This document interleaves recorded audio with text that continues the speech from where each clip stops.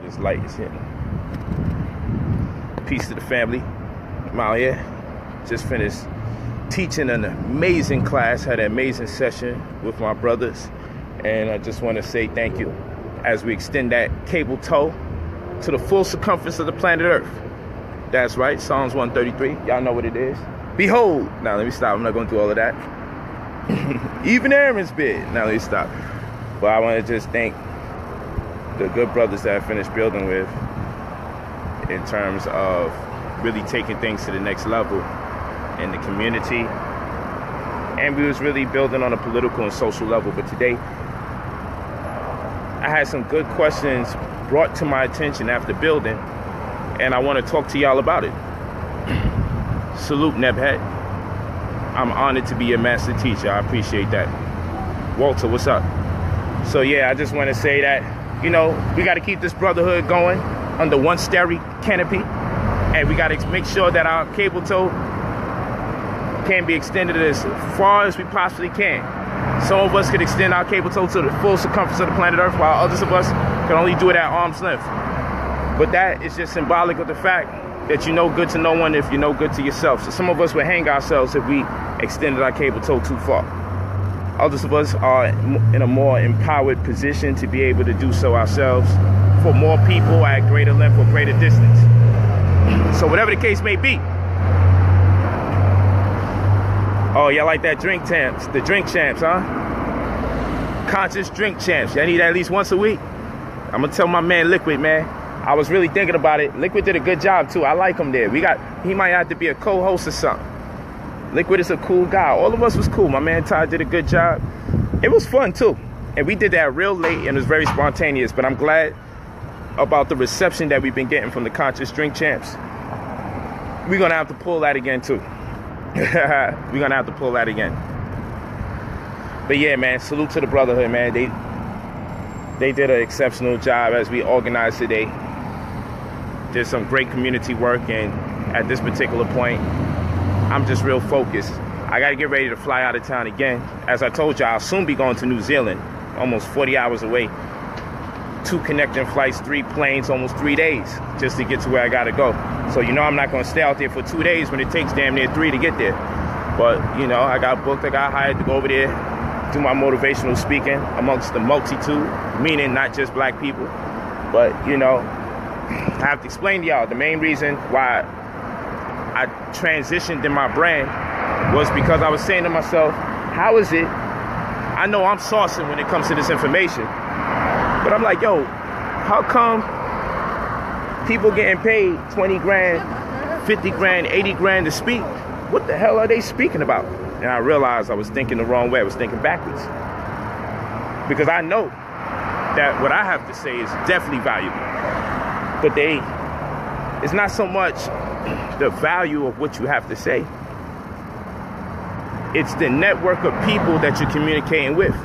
That's what it is. So I figured if I network with the right people, then it stands to reason I would be appreciated in similar capacity, because I know amongst many speakers, I do a very good job. And then what I'll be able to do is share those resources with my community. So it's my responsibility to find a way to get compensated at best. And this is why I say you don't get paid what you're worth, you get paid what you negotiate. You don't get paid what you're worth, you get paid what you negotiate. These are facts. These are all facts. You don't get paid what you're worth, you get paid what you negotiate. So like I said, after a profound lecture, conversation came up, and 2 of the brothers was just doing their best to find out. They like, man, how do you deal with all the criticism? How do you deal with all the slander? How do you deal with all the accusations? And I said simply this. The name of the game is to create so much accusations and slander that every time you respond, you'll be responding, and then therefore those people that's inciting these events, they're controlling the narrative. So the name of the game is to always make sure you control the narrative. That's the name of the game. So the first process is to educate, why is this even taking place in the first place? It's the first thing. And the second thing is to consider, who are the people that's constantly doing this? And do they have a ritualistic habit of doing so, almost as if they get paid to create this kind of dissension, this kind of discord? Or they just may have a lot of hate generated in their blood for themselves and kind. Whatever the case may be, we always have to question, am I one of few or one of several case studies when it comes to that particular person that's spewing the hatred?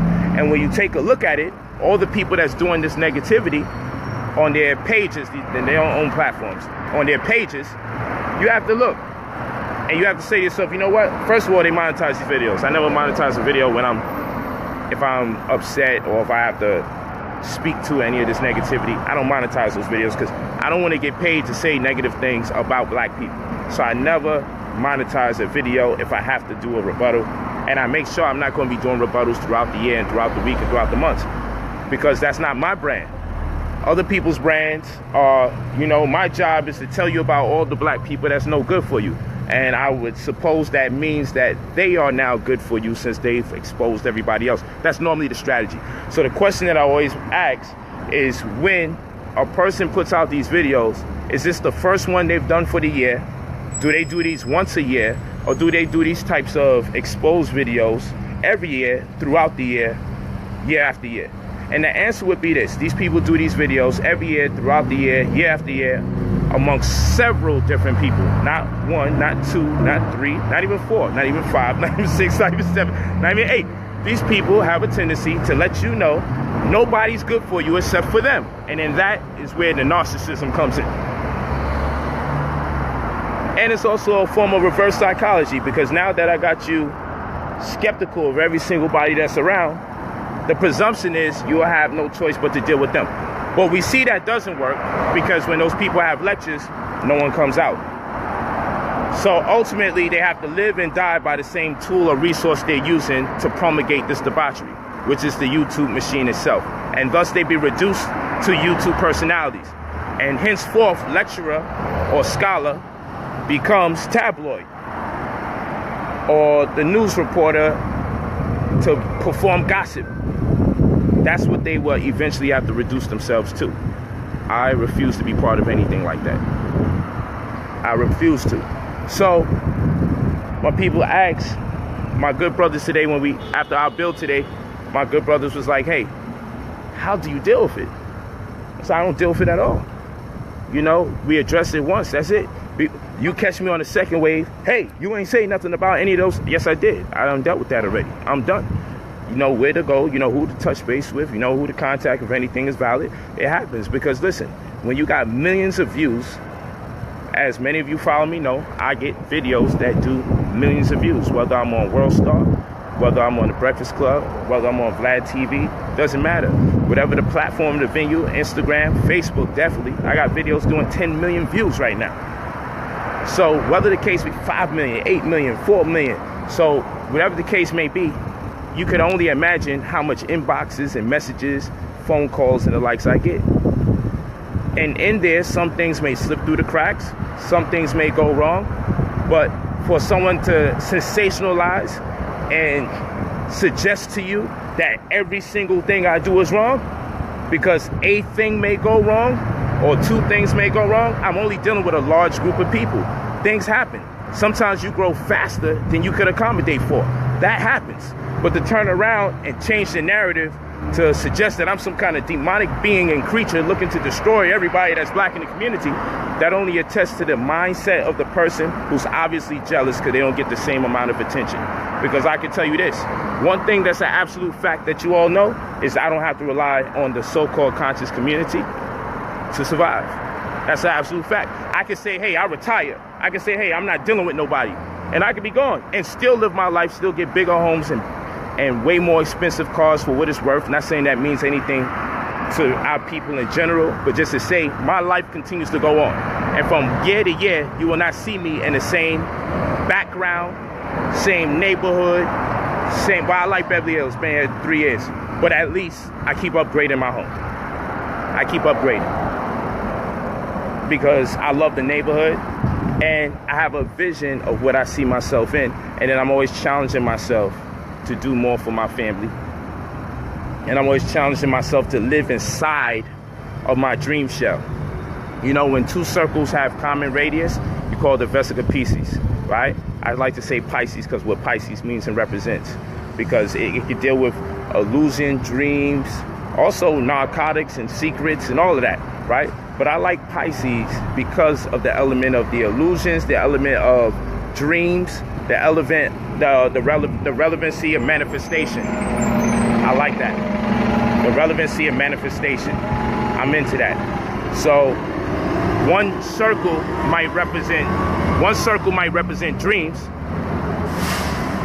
and one circle may represent reality. And now what we're going to do is see if we can find a common radius amongst both circles. And that point between the two circles will be what you call the vesica Pisces. We'll call it Pisces as a semantic only, because in that we find the truth of what the Pisces is. It permeates a lot of the attributes of Pisces. And so what we understand is, when you look at the dream world, if it's raining outside in the so-called real world, that water gets introduced into your dream world. It might rain in your dream, you might urinate on yourself. Whatever the case may be, we realize we can introduce ideas and concepts from the so-called real world into the dream world. And if we can introduce ideas and concepts from the real world into the dream world, who's to say we can't introduce ideas and concepts from the dream world into the real world? So now what we must find is what you call a common radius amongst the two. And that common radius is where laws are transcended, right? Laws are transcended and can be applied. Whereby if you dealt with just one of two of either the reality or irreality, you would have limits.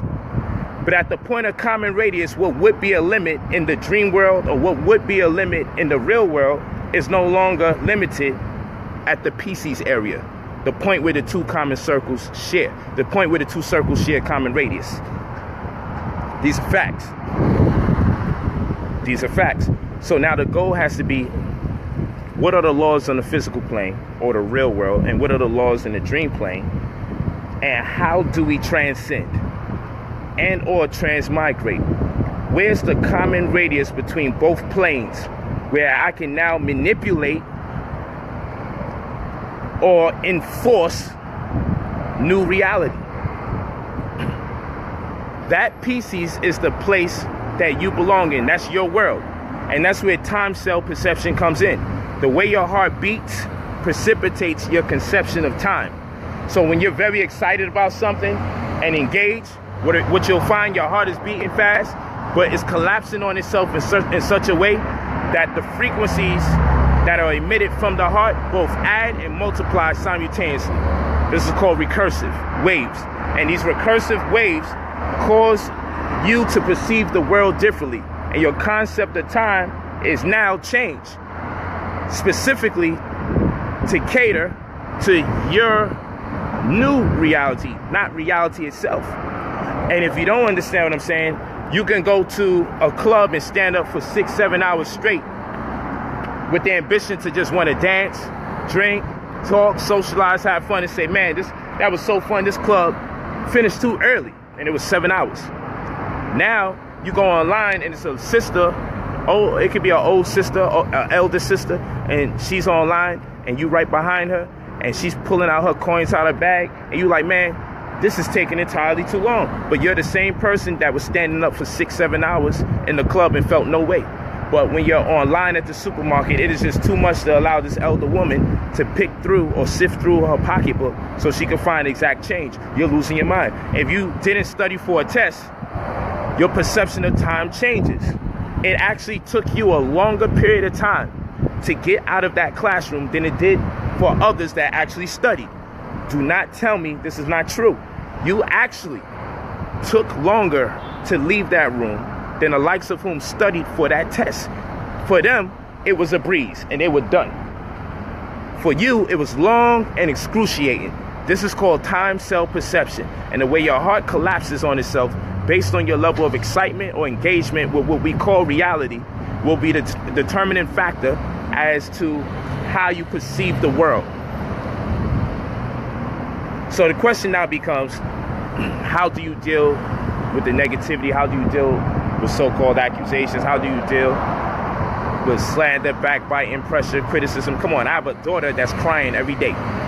Grown young lady crying every day because grown men are attacking her, not based on anything they know, but they're adding to speculations that none of which have been proven. And now she's crying every single day because people are going out their way to even hit her up on her Instagram. Those of you that follow my daughter on Instagram, you see the post that she's putting up.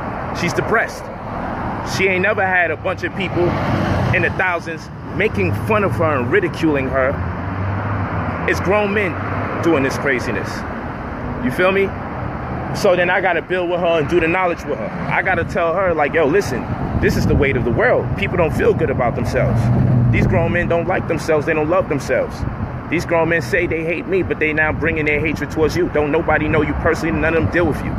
So for them to go around doing this type of stuff, oh, you're not his daughter, stop fronting. Oh, you're sick.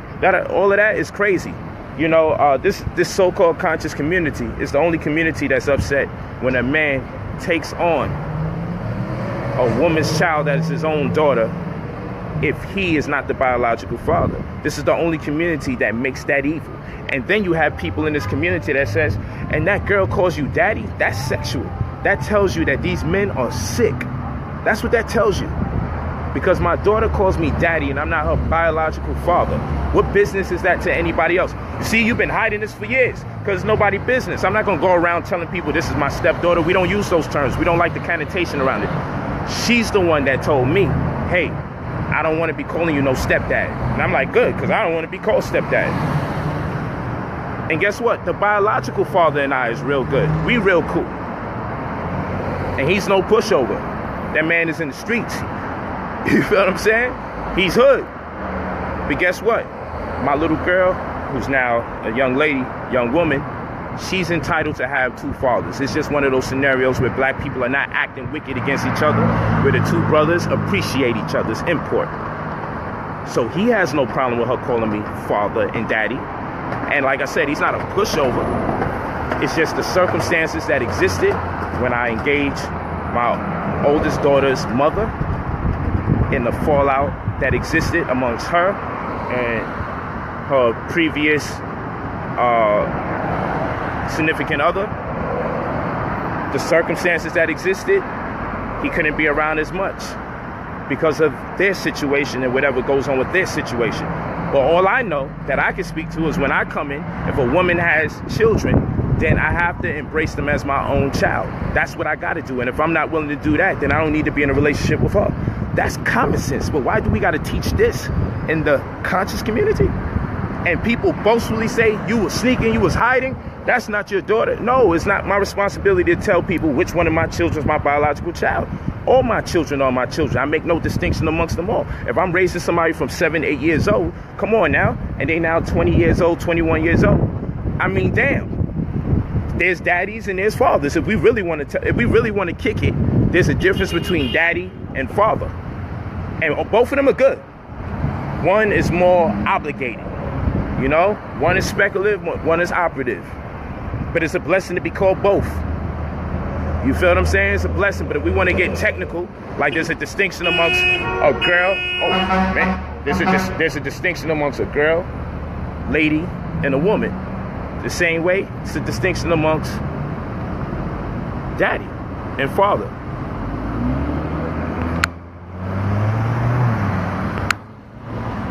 It's a fact. That's right, Fletcher. Fletcher Gibbs said, I'm not my daughter's biological father, but I'm her father and she my child, 100. See, only real men understand that. But I got a Negro, grown Negroes, telling me, that's not your daughter, that's not your daughter. That's my daughter. I've been raising her since she was in single digits in age. Now she's in 2 digits in age. She watching me grow fucking old. Like, come on, let's be for real. But we shouldn't have to explain these things to people, but you understand how torn down our society is. Our society is torn down. Where you got to explain this to black people, they should be happy that the two fathers, the biological father and the so-called stepfather, are in harmony with each other. The child is happy because both of them are cool with each other and there's love. So I'm not spewing or creating resentment for her to have with him, and he's not feeling all jealous and in his feelings and insecure about me. See, that's what we want from black people, because honestly, some relationships expire. Sometimes people come into your life for a specific purpose, to teach you in a form of experience so you can be prepared for somebody else later down the line. That's how life is. All relationships aren't meant to exist or last for the rest of your life. And that's why it's hard for some people to break up, because they need a coping mechanism, they need somebody to blame, and they don't feel comfortable with themselves. So some people want to force themselves on people for as long as they can in fear or in lieu of the fact that they may be alone again. But when you really got knowledge of self is love for self. But you can't love self unless you have knowledge of self. And if you got knowledge of self, you truly got love for self. And if you got love for self, you're never alone. You're in the love of all, and all is a part of you. And you can succeed as a part of all and fail as an individual. All is, I am. All can, I can. All does, I do. Y'all already know. Some of y'all know. Y'all know the mantra. I can succeed as a part of all and fail as an individual. Y'all know the mantra. Let's be for real here. So we just talking facts. We just talking about the facts. I don't got no time to be in no Negro activity. So picture me beefing. Picture me not beefing with the biological father, but beefing with the other men who have children or don't have children in the community about the situation. Yo, if we not tripping in our personal lives, why y'all tripping?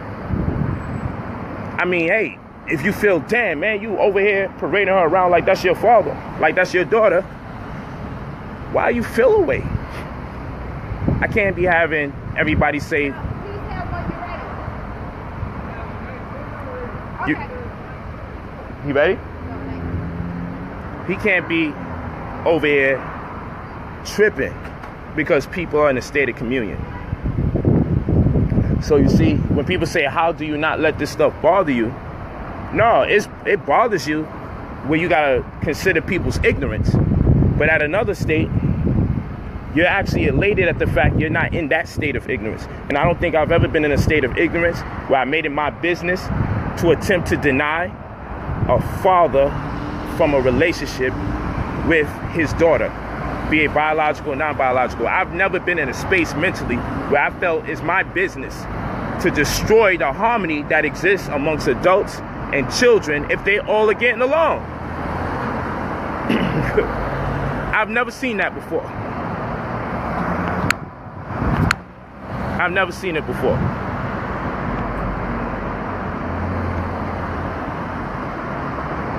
This is facts. These are all facts.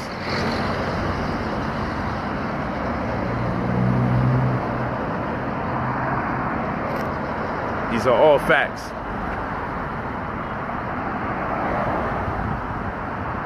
Yeah.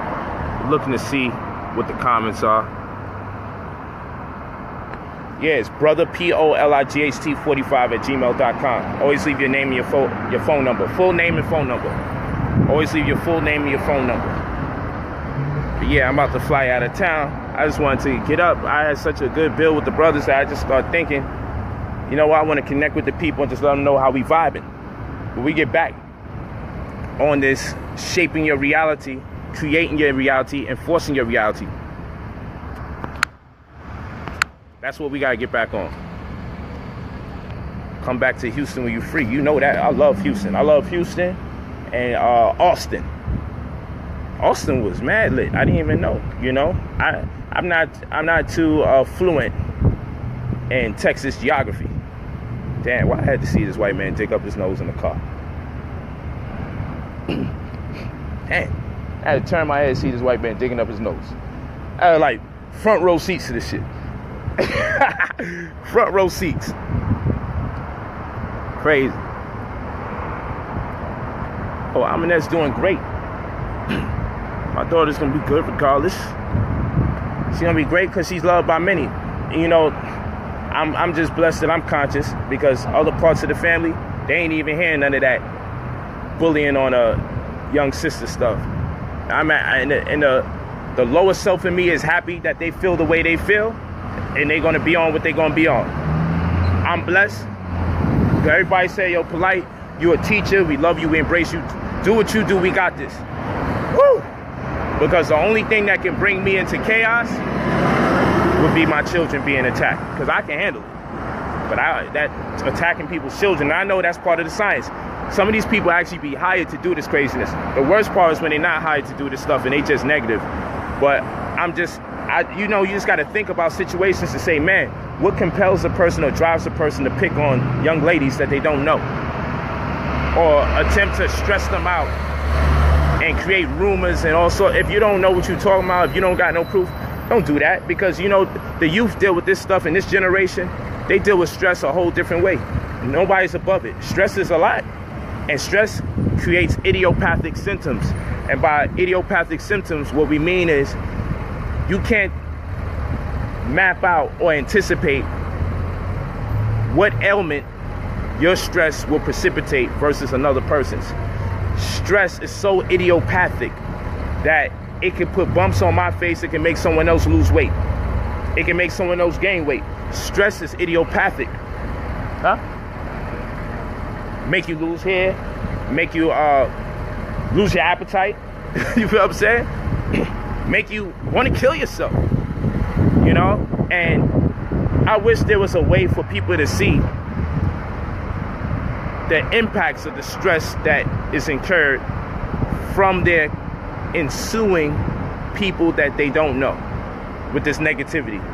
Because maybe people will have some empathy and they would say, man, I got to relent from doing this because I see the lives that this is destroying, and it's not even necessary because I'm just mad that this man got a different religion. I ain't really looking to stress his children out. But, you know, because we don't see the impact of what we doing to people emotionally, we'll never know. We'll never know. Ready? All right. So I'm going to talk to y'all later, but I thank you for the bill. But, you know, you got to create your own world. When you create your own world, it's very hard for you to be affected. You got to live in your own world. You got to understand these people are part of your creation.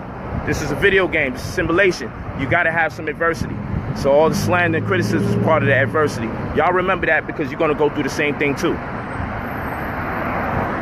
Remember, I've been often tried, never denied, and willing to be tried again. You'll know me by the perfect points of my interest. Pardon me. You'll know me by the perfect points of my interest. Peace.